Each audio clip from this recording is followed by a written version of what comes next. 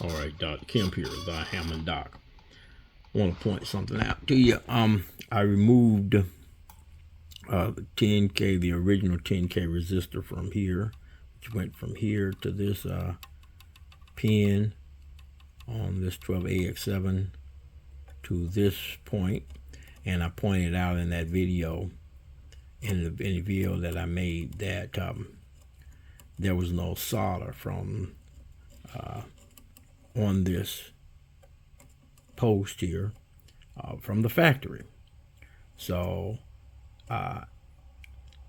it was installed in that way. Well, similarly for this capacitor right here, there is no solder here on this post.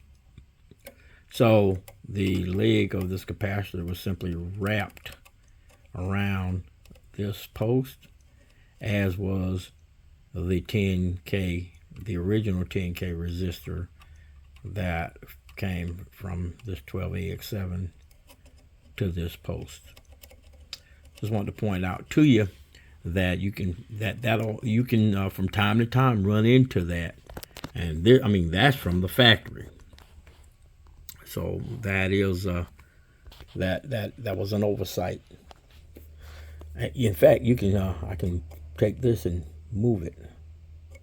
That is loose right there. That's a loose joint.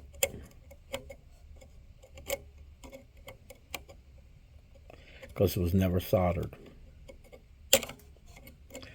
But I'll solder it in just a moment when I put this leg of this resistor on there.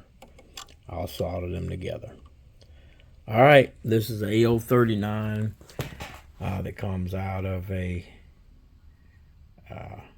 Hammond A102 working. That's what it's going back into once I'm finished with the restoration. Dr. Kemp, the Hammond Doc. Until the next time, peace out.